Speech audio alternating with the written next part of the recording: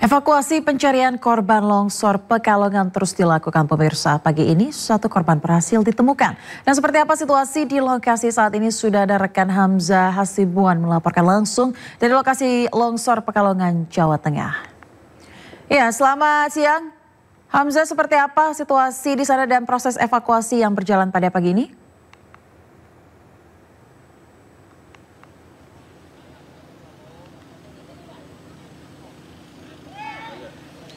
Ya, selamat siang Ayah dan juga pemirsa. Saat ini proses evakuasi yang dilakukan oleh tim SAR gabungan ini masih terus dilakukan. Bisa dilihat di belakang saya ini juga terdapat tim SAR gabungan yang terdiri dari TNI, Polri, Basarnas dan juga BNPB. Kami juga ini akan mencoba untuk menggambarkan situasi terkini di lokasi, di mana situasi kali ini cukup berlumpur tanah yang ada di lokasi sektor 1, lebih tepatnya TKP dari bencana tanah longsor di Kecamatan Petung Kriono, Kabupaten Pekalongan, Jawa Tengah. Dapat kami informasikan Ayah dan juga pemirsa bahwa saat ini tim SAR gabungan ini sedang melakukan penyiraman, di mana proses ini merupakan salah satu metode yang dilakukan oleh tim SAR gabungan untuk dapat melarutkan ataupun menyiram material-material seperti lumpur dan juga tanah, sehingga diharapkan nantinya jika terdapat jenazah yang terkubur ini dapat terlihat, dan nantinya tim SAR gabungan ini akan melakukan proses evakuasi dengan cara penggalian. Sehingga saat ini kami juga masih terus mengupdate, dan tadi baru saja kami mendapatkan informasi bahwa sudah ada satu tambahan lagi korban jiwa yang ditemukan dari titik lain. Jadi ada sekitar 3 titik dari TKP bencana tanah longsor di Kecamatan Petung Kriono ini. Sehingga jika informasi tersebut benar, ini sudah ada sekitar 24 korban meninggal dunia yang ditemukan di Kecamatan Petung Kriono di lokasi bencana tanah longsor. Nantinya kami juga akan terus mengupdate terkait dengan identitas para korban yang ditemukan di lokasi bencana. Hingga saat ini informasi valid yang kami sudah dapatkan ini masih terdapat 3 orang yang dilaporkan hilang, dan nantinya petugas BPBD ini akan terus melakukan proses evakuasi kemungkinan hingga esok hari, karena Ayah dan juga pemirsa bisa dilihat saat ini cuaca di lokasi TKP ini cukup mendung dan berkabut, sehingga jika nantinya turun hujan ataupun kabut ini sudah mulai tebal, tim SAR gabungan ini akan memberhentikan ataupun menunda terlebih dahulu proses evakuasi. Namun jika nantinya turun hujan ini semakin lebat, untuk meminimalisir resiko, tim SAR gabungan ini akan berhenti melakukan proses evakuasi untuk hari ini, karena bisa dilihat Ayah dan juga pemirsa bahwa di atas tim SAR gabungan yang sedang mencari ini masih terdapat jurang-jurang yang cukup rawan longsor. Sebelumnya kami juga sudah mencoba untuk mendatangi langsung lokasi tersebut, dan lumpur yang menggenangi lokasi tersebut itu mencapai sekitaran 80 cm dan bisa menutupi hingga ke lutut, sehingga untuk meminimalisir resiko dari jatuhnya korban dari pihak tim SAR gabungan jika terjadi longsor susulan, ini proses evakuasi dilakukan di lokasi persawahan yang juga dekat dengan lokasi. Kemudian hingga saat ini bisa dilihat bahwa tim SAR gabungan ini sedang melakukan pembersihan salah satu akses jalan, sehingga nantinya bisa memudahkan dalam mengangkut maupun mengevakuasi jenazah yang ditemukan. Kami mendapatkan informasi bahwa di hari Jumat siang ini nantinya pihak tim SAR gabungan ini akan melakukan istirahat secara kondisional, mengingat nantinya akan ada pelaksanaan sholat Jumat. Ini juga nantinya akan kami update terus apakah proses evakuasi akan ditunda, karena cuaca dan juga akses jalan yang agak sulit untuk ditembus ini membuat tim SAR gabungan agak sulit untuk melakukan proses evakuasi secara manual. Belum ada, sejak pagi tadi Ayah dan juga pemirsa, belum ada alat berat yang bisa masuk langsung ke TKP untuk membantu para tim SAR gabungan dalam melakukan proses evakuasi, karena akses jalan yang sempit dan juga tertutup material longsor ini menjadi salah satu alasan utama alat berat masih belum bisa mengakses daerah di Kecamatan Petung Kriono, lebih tepatnya di daerah Kasimpar, Pekalongan, Jawa Tengah. Ini juga dapat dilihat di layar kaca Anda pemirsa bahwa proses evakuasi masih terus dilakukan Dan kami akan kembali mengupdate jika nantinya tim SAR gabungan ini sudah menemukan kembali apakah jenazah ini ada di titik sektor 1 ini ataupun di titik lainnya. Sementara itu. Baik, terima kasih Hamzah Hasibuan atas laporan Anda langsung dari lokasi longsor Pekalongan, Jawa Tengah. Selamat bertugas kembali dan jaga keselamatan Anda. Proses perbaikan rel kereta api yang terdampak longsor dan banjir di perlintasan Desa Papan Rejo, Kecamatan Kubuk, Grobogan, Jawa Tengah telah mencapai 80%. Sementara itu proses perbaikan tanggul Sungai Tuntang di Kecamatan Kebon Agung, Demak, Jawa Tengah terus berlangsung. Perbaikan rel darurat oleh PT KAI terus dilakukan dan diharapkan selesai dan dapat diuji coba pada hari Jumat ini. Untuk keamanan, diuji coba perjalanan kereta dengan satu trek perlintasan terlebih dahulu. Seluruh perjalanan kereta yang melewati stasiun Grobogan juga masih dialihkan melalui jalur selatan. Selain itu juga ada sejumlah perjalanan kereta api yang masih dihentikan sementara. Sementara itu, proses perbaikan tanggul Sungai Tuntang di Kecamatan Kebon Agung, Demak, Jawa Tengah terus berlangsung. Petugas dari Balai Besar Wilayah Sungai Pemali Juwana bekerja cepat siang hingga malam. Hal itu guna mengantisipasi banjir susulan, mengingat kawasan hulu sungai masih terjadi curah hujan tinggi. Dari Grobogan dan Demak, Jawa Tengah, Tim Liputan. Ya pemirsa, hari ini Rumah Sakit Polri Kramat Jati akan menyerahkan 2 jenazah yang berhasil diidentifikasi kepada keluarga korban. Dan saat ini sudah bergabung rekan Syahreza Zanski melaporkan langsung dari Rumah Sakit Polri Kramat Jati. Dan ada rekan Salam Rahmat yang berada di lokasi kejadian Glodok Plaza Jakarta. Kita ke Syahreza terlebih dahulu pemirsa. Reza, seperti apa perkembangan proses identifikasi korban di Rumah Sakit Polri hari ini? Ya, dan juga pemirsa, jika berbicara mengenai perkembangan identifikasi dari total 12 kantong jenazah, ini sudah ada 3 kantong jenazah yang sudah mulai teridentifikasi identitasnya. Seperti yang diketahui tadi diumumkan ada nama Zuki Raja yang berusia 42 tahun, ini berjenis kelamin laki-laki, dan juga Aulia Belinda yang merupakan perempuan berusia 28 tahun. Serta ada Osima Yukari, perempuan berusia 25 tahun.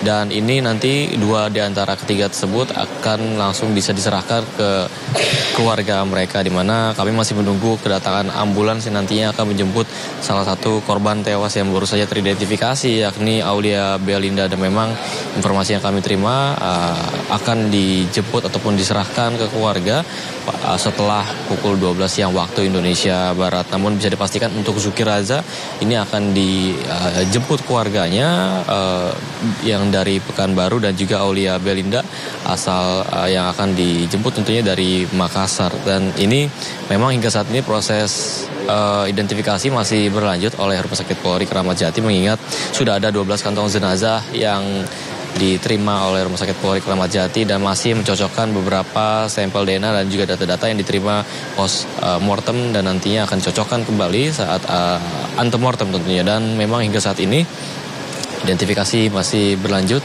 namun bisa dipastikan untuk korban tewas yang sudah teridentifikasi ada 3, yakni Zuki Raja, Aulia Belinda, dan juga Osima Yukari. Dan tadi diungkapkan oleh pihak Kapolres Metro Jakarta Barat bahwasanya akan dilakukan olah TKP apabila nanti proses penyisiran dan juga pembersihan daripada gedung ini sudah bisa dinyatakan clear ataupun aman tentunya, sehingga olah TKP bisa dilakukan secara segera. Dan memang hingga saat ini kami juga masih belum menerima informasi apakah ada informasi terbaru mengenai 6 korban yang merupakan pegawai swasta, maskapai swasta maksudnya. Memang untuk diketahui juga, ayah dan juga pemirsa, sudah ada 3 korban yang teridentifikasi, yakni Zuki Raja, Aulia Belinda, dan juga Osima Yukari. Keduanya kami masih menunggu kedatangan ambulans yang akan menjemput korban tewas tersebut dan nanti akan diantarkan ke keluarganya tentunya. Sementara itu, ayah, kembali ke Anda. Baik, kita ke lokasi kejadian pemirsa, ada Salam Rahmat di sana. Salam, apakah tim gabungan sudah melakukan penyisiran hari ini dan apakah proses pembersihan TKP sudah selesai dilakukan?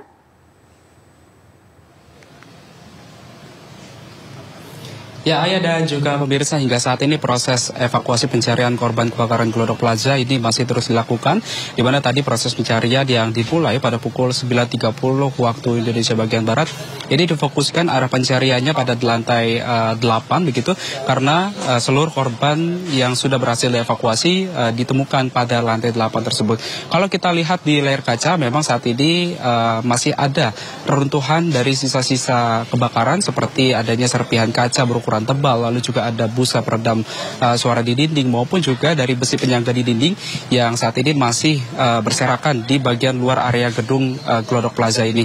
Dan dapat kami informasikan juga bahwa tadi juga polisi memastikan bahwa fokus pencarian ini berada di lantai 8, artinya untuk lantai 3, 4, 5, 6, 7 dan juga 9 ini tidak ada korban, sehingga fokus pencarian saat ini yang dilakukan oleh petugas gabungan seperti dari BPBD, lalu juga ada pemadam kebakaran maupun juga kepolisian, ini difokuskan pada lantai 8. Sehingga dapat kami informasikan juga bahwa hingga kini total sudah ada 12 kantong jenazah yang sudah berhasil dievakuasi dan sudah dibawa ke Rumah Sakit Polri Keramat Jati untuk dilakukan proses identifikasi lebih lanjut. Ayah. Baik, terima kasih rekan Salam Rahmat atas laporan Anda, dan tadi sudah ada juga rekan Reza yang melaporkan langsung dari Rumah Sakit Polri Keramat Jati. Selamat bertugas kembali rekan-rekan. Ya pemirsa, salah satu kendaraan korban kebakaran Glodok Plaza Taman Sari Jakarta Barat, pramugari Osima Yukari, dievakuasi petugas gabungan Damkar, BPBD dan polisi dari lokasi kebakaran. Sang ibunda tak mampu menahan tangis melihat peninggalan sang buah hati di lokasi kejadian.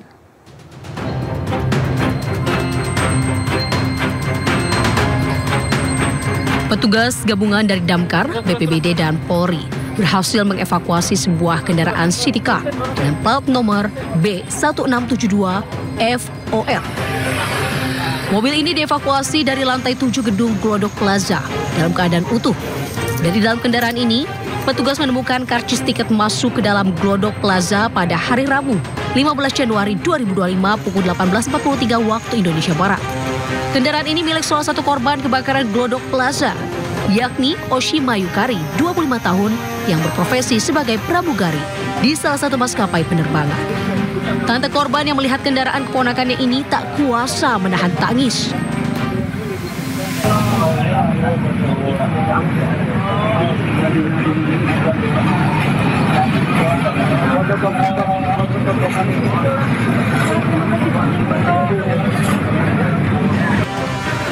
Hingga kini, petugas gabungan masih melakukan pencarian terhadap korban hilang di dalam gedung diskotik Tiara, Glodok Plaza, Jakarta Barat.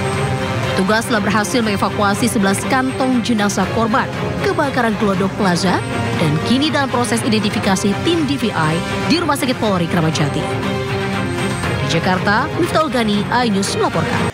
Anda kembali di Indonesia bersama saya Ayah Nufus. Pemirsa, TNI Angkatan Laut dan Bakamla kembali melakukan pembongkaran pagar laut di pesisir utara Tangerang. Sekitar 9 km rangkaian bambu sudah dibongkar sejak Rabu kemarin.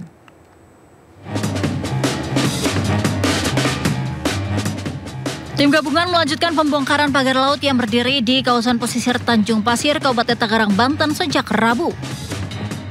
900 personil tim gabungan, TNI AL, Bakamla, Polair hingga nelayan dikerahkan untuk membongkar pagar sepanjang 30 km ini. Pembongkaran dimulai dari area pantai Tanjung Pasir, Kecamatan Teluk Naga dan berakhir di Pantai Krojo, Kabupaten Tangerang. Usai pembongkaran, puluhan perahu karet TNI AL kembali ke tepi pantai Kamis siang. Sejauh ini, 9 km bambu sudah dibongkar. Pembongkaran diharapkan bisa rampung dalam 5 hari ke depan. Harapan kami sebenarnya hari ini tenang, ternyata tidak, sedang ngerasain semua. Jadi agak terhambat kami untuk pada saat personil kami ataupun nelayan pada saat pengikatan di pangkal-pangkalnya bambu. Untuk permudah operasi pembongkaran, TNI AL akan pindah dari posko Tanjung Pasir ke posko di Tanjung Kait mulai Jumat 24 Januari. Dari Tangerang, Banten, Syareza Zanski, Laksana, iNews melaporkan. Pemirsa, pembongkaran pagar laut sepanjang 30,16 km kembali dilanjutkan. Tim gabungan TNI Angkatan Laut, Bakamla hingga nelayan dikerahkan dalam proses pembongkaran pagar bambu. Memasuki hari keempat, puluhan perahu karet dan kapal nelayan kembali disiapkan dalam upaya pembongkaran pagar laut lanjutan yang kali ini pembongkaran akan dilakukan di Tanjung Kait, Tangerang, Banten. Pembongkaran ini sudah dimulai sejak pukul 7 waktu Indonesia Barat, dimulai dari rapat koordinasi hingga eksekusi. Pembongkaran melibatkan 750 personil gabungan dari TNI Angkatan Laut, Bakamla, Polair, hingga nelayan. Target pembongkaran hari ini sejauh 5 km. Setelah sebelumnya sekitar 9 km rangkaian bambu sudah dibongkar dan ditargetkan akan rampung selesai di 9 hari ke depan.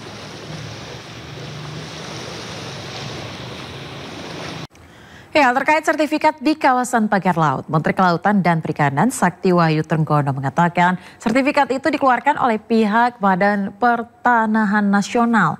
Sakti menegaskan tidak boleh ada sertifikat di kawasan laut. Sebelumnya, Menteri ATR Kepala BPN Nusron Wahid memastikan sertifikat di kawasan pagar laut cacat prosedur dan akan dicabut.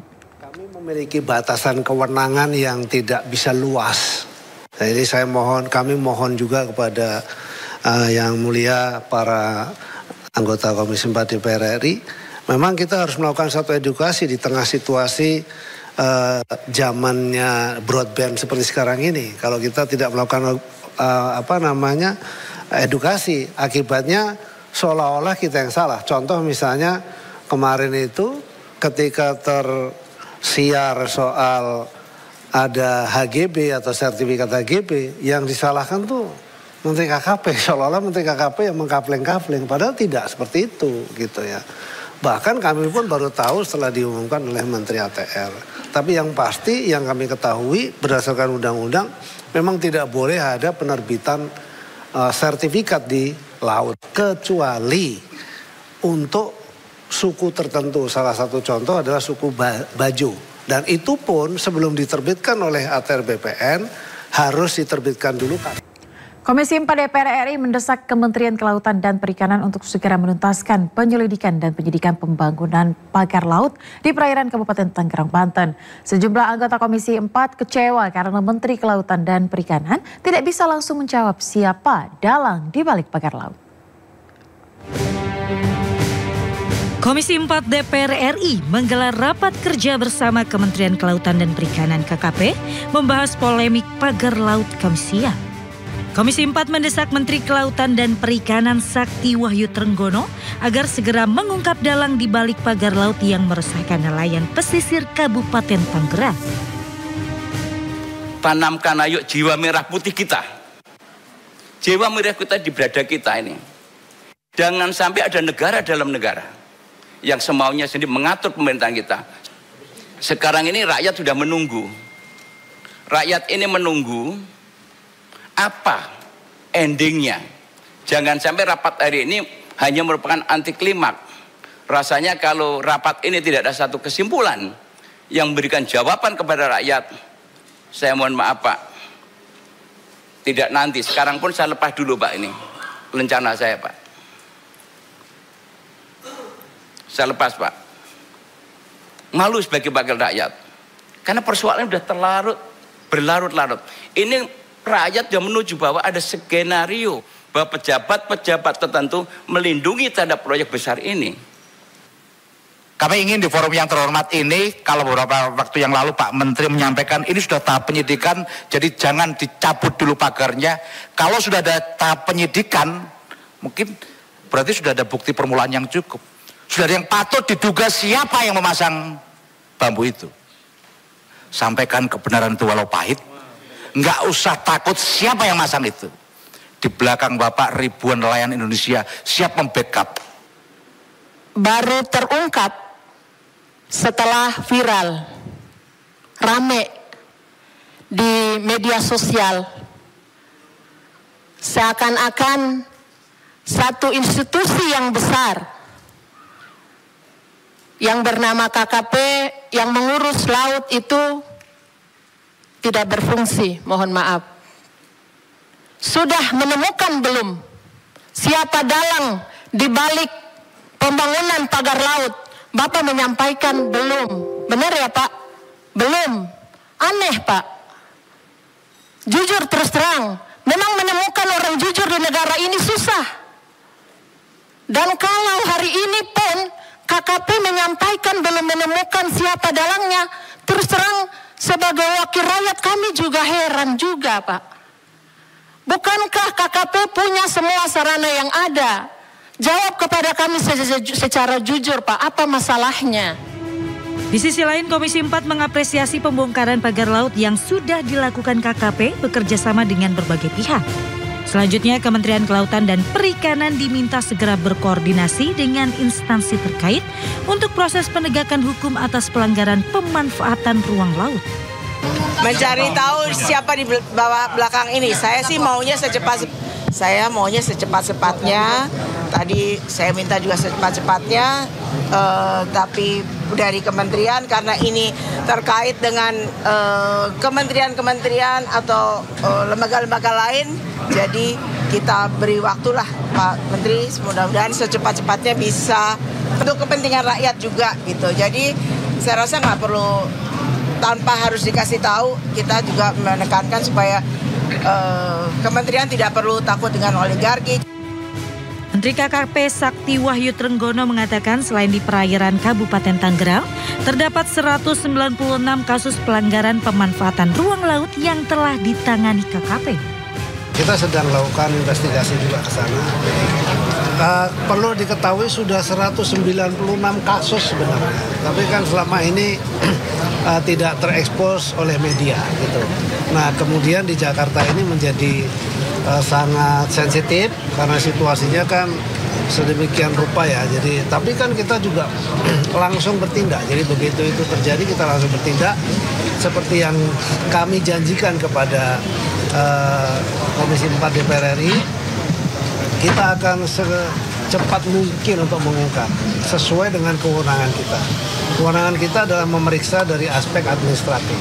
Sampai tadi keluar satu kesimpulan bahwa ada baiknya juga kemudian undang-undang yang berkaitan dengan kelautan ini kemudian dilakukan sinkronisasi. Pembongkaran pagar laut masih berlanjut hingga tuntas sepanjang 30,16 km. KKP meminta dukungan semua pihak dalam pengawasan kawasan pagar laut usai pembongkaran. Tim Liputan iNews melaporkan. Masih di Sindosiang bersama saya Aya Nufus. Pemirsa, jika biasanya program makan bergizi gratis digelar di sekolah, kini 300 siswa PAUD dan sekolah dasar menikmati makan bergizi gratis di KRI Banda Aceh 593. Para siswa juga dihibur oleh badut beragam karakter serta mengikuti berbagai lomba berhadiah.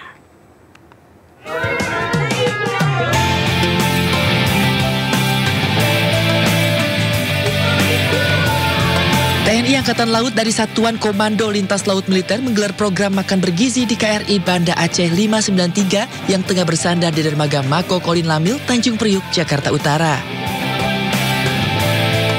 Dalam kegiatan ini, Kolin Lamil mengundang 300 siswa-siswi yang berasal dari sekolah dasar dan pendidikan anak usia dini dengan menyajikan menu bergizi.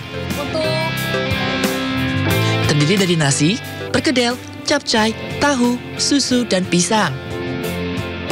Ya pemirsa, selaras dengan program pemerintah makan bergizi gratis, saat ini pihak dari TNI Angkatan Laut juga melaksanakan program makan bergizi gratis. Dan saat ini saya akan langsung mengajak Anda berbincang dengan Bapak Laksda.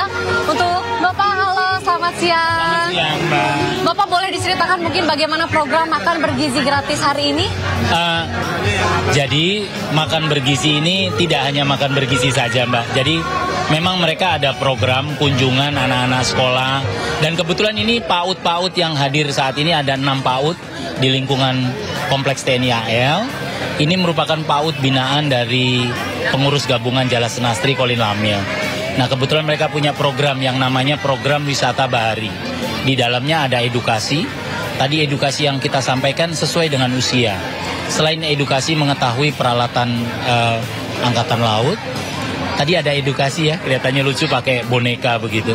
Ada lagi yang unik di dalam makan bergizi ini, Mbak.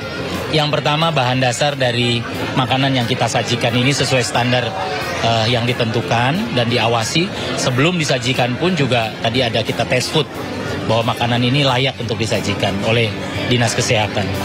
Bahan dasarnya, sayurannya, ataupun bahan dasar yang lainnya didapat dari ketahanan pangan yang dilaksanakan oleh prajurit dan ibu-ibu pengurus gabungan Jala Senastri Colin Lamil. Akhirnya semuanya kena, saya bilang tadi, pembangunan karakter, pembangunan mental, gizi, serta kerohanian ini semuanya dapat. Terima kasih atas waktunya Bapak Panglima. Ya pemirsa, tadi berbincang saya sedikit dengan Bapak Panglima Colin Lamil, di mana memang ini untuk program makan bergizi kali ini sangat menarik karena yang pertama, ini pertama kalinya dilakukan di kapal. Juga pasti anak-anak sangat senang dan juga tadi banyak sekali entah itu anak SD dan anak PAUD juga sangat antusias untuk mengikuti program makan bergizi gratis kali ini. Dan seperti yang tadi sudah disampaikan oleh Bapak Laksda juga bahwa makan bergizi gratis ini juga langsung dimasak oleh chef yang biasa memasak untuk para prajurit. Jadinya ini adalah tantangan tersendiri juga bagi para chef untuk langsung memasak bagi para anak-anak untuk sesuai dengan standar makanan bergizi gratis. Dari Jakarta, Olina Yasha dari Rizky Iqbal, iNews melapor. Aktivitas belajar mengajar yang dilaksanakan semenjak pagi hingga jelang petang tidak jarang mendatangkan penat untuk para siswa. Untuk mengurangi dampak kelelahan ini, pemirsa, salah satu SMP negeri di Surabaya mengadakan program tidur siang untuk para siswanya.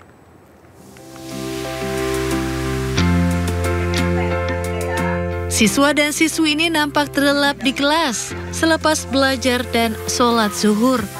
Beralaskan tikar, anak-anak ini sedang menjalani program baru sekolah yang belum ada di sekolah lainnya. Para siswa dan siswi pun tidur, diiringi alunan lagu relaksasi yang juga bergema di setiap sudut sekolah. Ya, program unik tidur siang di sekolah digagas SMP Negeri 39 Surabaya.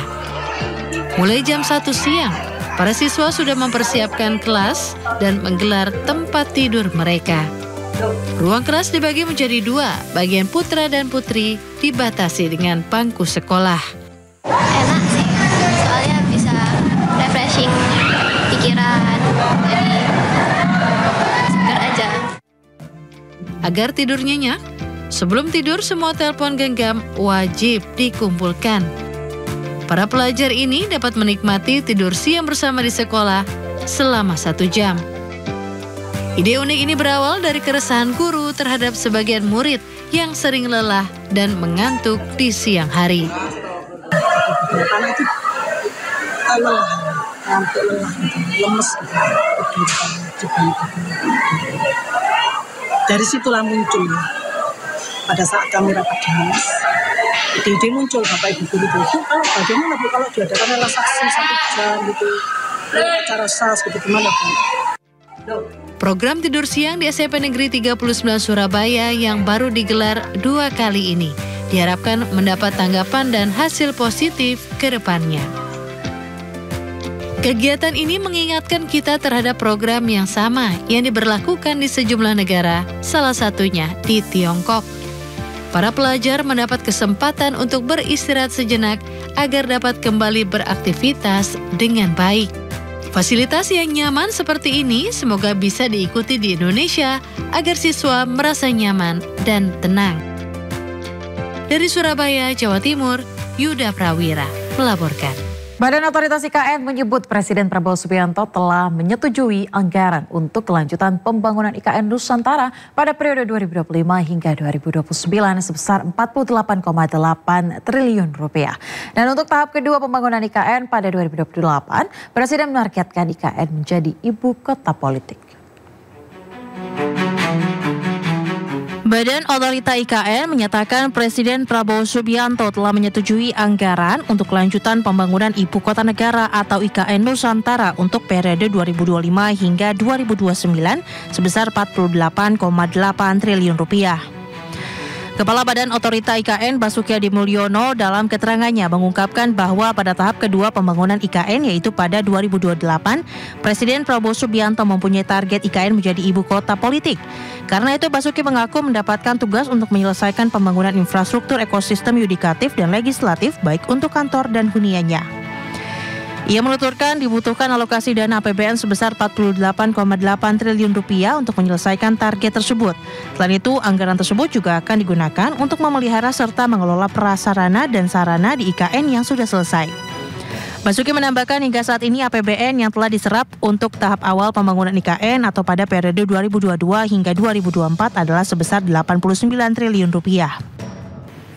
Jadi kami melaporkan pada saat tahap awal 2022 sampai 2024 APBN telah menginvestasikan 89 triliun untuk jalan tol, 47 tower hunian, air minum, sanitasi, embung, kolam retensi, perkantoran, kemudian kantor sekretariat, dan sarana peribadatan seperti masjid dan basilika dan gereja yang kesemuanya dikerjakan oleh Kementerian PU sebelumnya.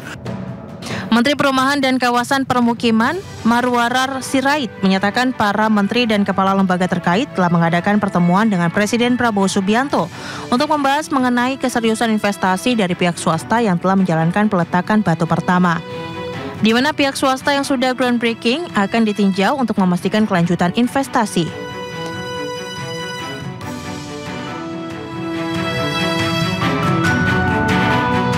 Kementerian Perhubungan mengusulkan pemberlakuan kebijakan bekerja dari mana saja atau work from anywhere pada 24 hingga 27 Maret 2025.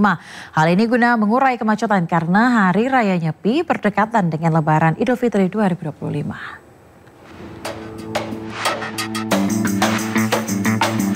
Menteri Perhubungan Dudi Puwagandi membahas wacana Work from Anywhere atau WFA menjelang libur Nyepi dan Idul Fitri 2025. Seperti diketahui, Hari Raya Nyepi tahun 2025 jatuh pada Sabtu 29 Maret, didahului dengan cuti bersama pada Jumat 28 Maret.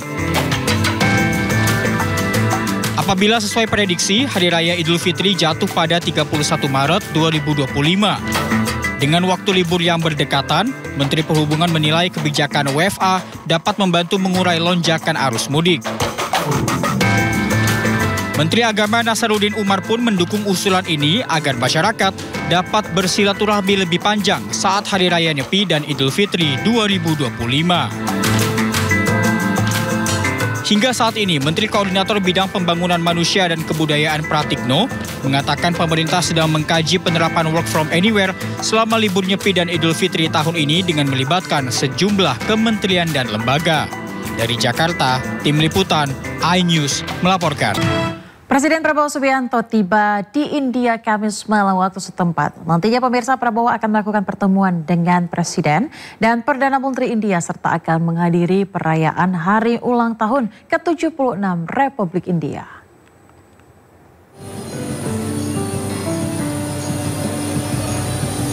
Presiden Prabowo Subianto tiba di Air Force Station Palam, New Delhi, Republik India, Kamis malam waktu setempat.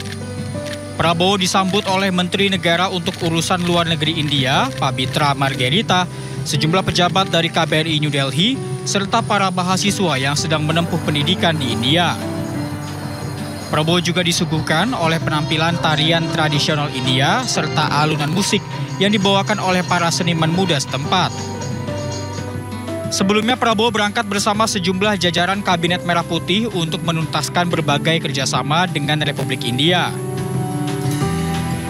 Pada hari ini sebentar lagi saya akan berangkat melakukan kunjungan kerja ke India, ke New Delhi atas undangan dari pemerintah India dengan delegasi beberapa menteri yang sudah ada yang mendahului, yang berangkat lebih dulu di sana melakukan pertemuan-pertemuan dengan counterpart mereka, mitra mereka, menyelesaikan beberapa perjanjian MOU.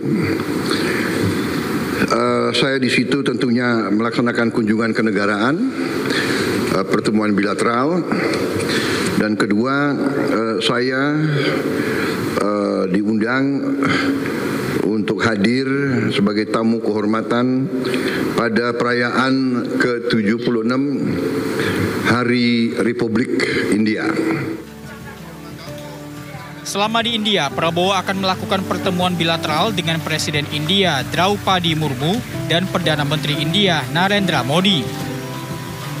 Bahkan Prabowo juga diundang untuk hadir sebagai tamu kehormatan pada perayaan ke-76 Hari Republik India pada 26 Januari 2025.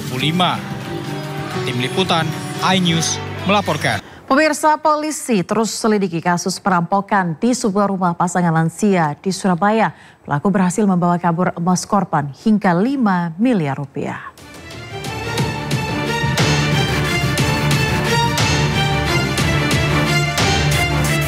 Polisi selidiki kasus perampokan di sebuah rumah yang dihuni pasangan lansia di Jalan Ahmad Jais, Surabaya. Para pelaku yang berjumlah 4 orang mengaku sebagai petugas PDAM agar bisa masuk ke dalam rumah. Memanfaatkan korban yang lengah, para pelaku kemudian membawa kabur perhiasan dan emas batangan senilai lebih dari 5 miliar rupiah. Polisi menyatakan akan segera mengungkap kasus ini. Untuk pencurian di Polsek Genteng ya, saat ini masih kita lakukan penyelidikan rekan-rekan, mohon dukungannya, mohon doanya. Nanti segera kita lakukan pengungkapan. Ya, saat ini masih proses penyelidikan ya, dari olah TKP, dari pemeriksaan saksi-saksi, nanti perkembangan pasti kita sampaikan. Ya. Apakah sudah ada tersangka yang kemungkinan nanti ya, baru kejadian kemarin ini polisi masih bekerja penyelidikan. Kesempatan pertama nanti kita kabari rekan-rekan media. Ada CCTV 1 kilo ya, kan? Nanti kita kabari ya rekan-rekan media, mohon sabar, mohon doanya ya. Sebelumnya para pelaku berhasil masuk ke dalam rumah dengan modus ingin memeriksa meteran air di dalam rumah. Korban yang tak curiga mempersilahkan 2 pelaku masuk ke dalam rumah. Sementara 1 pelaku lain masuk secara menyelinap dan 1 lainnya berjaga di luar rumah. Korban yang lengah karena sedang menerima telepon tak menyadari para pelaku mencuri perhiasan dan emas batangan milik korban hingga kemudian mereka melarikan diri. Dari Surabaya, Jawa Timur, Rahmat Ilyasan, iNews melaporkan. Kita beralih ke informasi lainnya pemirsa, buat Anda yang ingin berlibur ke Jawa Barat khususnya Bandung atau sebaliknya, jangan lupa pesan tiket dari sekarang. Jelang libur panjang Imlek, sebanyak 50.000 tiket kereta cepat Wush ludes terjual. Namun jangan khawatir karena penjualan tiket masih berlangsung. Jelang libur panjang Imlek, pihak PT KCIC telah menyediakan sebanyak 173.000 tempat duduk kereta cepat Wush demi memberikan keleluasaan bagi para penumpang. Penumpang asal Jabodetabek bisa melakukan perjalanan melalui stasiun kereta cepat Halim, Jakarta Timur menuju wilayah Bandung, Jawa Barat. Manajer Corporate Communication KCIC Emir Monti mengatakan bahwa sebanyak 50.000 tiket kereta cepat Wush telah terjual untuk perjalanan libur panjang. Jumlah tersebut akan terus bertambah lantaran penjualan tiket masih berlangsung. Pada periode libur panjang, jumlah penumpang diprediksi akan mencapai 20.000 orang per hari dan mengalami peningkatan dibandingkan hari normal. Selain itu, dalam momen libur panjang ini perharinya PT KCIC juga menyediakan sebanyak 48 perjalanan kereta cepat. Diprediksi jumlah penumpang pada momen libur kali ini akan mencapai 20.000 penumpang per hari yang diprediksi akan mulai terjadi peningkatan sejak hari Jumat tanggal 24 Januari 2025. Jumlah tiket yang sudah terjual untuk perjalanan Wush tanggal 24 sampai dengan 29 Januari sudah mencapai 50.000 tiket yang terjual. Jumlahnya akan terus meningkat seiring dengan penjualan yang masih berlangsung secara online di aplikasi Wush, tiket.kcic.co.id, kemudian aplikasi Mitra, serta secara offline di loket maupun tiket vending machine di stasiun.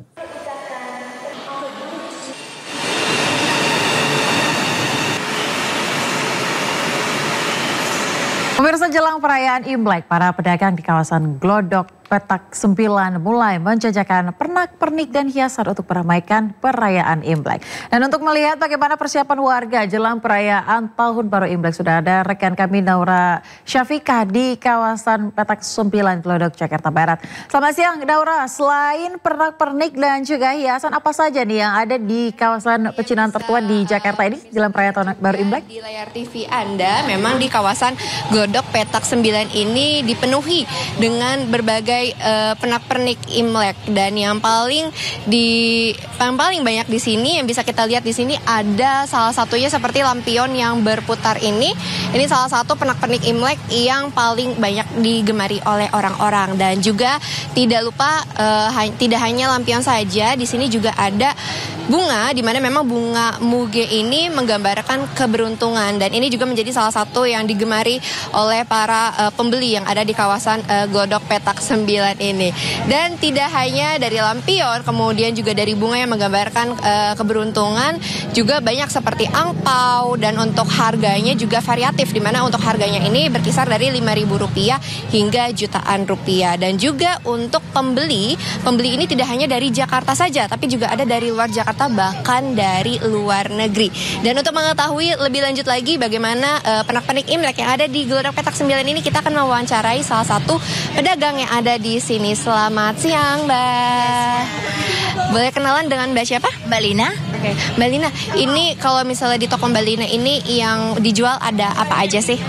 Pernak-pernik sama lampion, angpau sama tempelan. Yang khasnya sih sio. Tahun ini kan sio ular, jadi gantungnya banyak. Ya. Nah, untuk variasi harganya, boleh tahu di harga berapa sampai berapa aja sih kalau dari harga dari 15 sampai 2 jutaan. Iya. Yang paling banyak dibeli orang-orang apa yang ada di sini? Tempelan sama lampion. Iya. Kalau untuk pembeli biasanya dari perorangan kah atau mungkin dari kantor atau apa?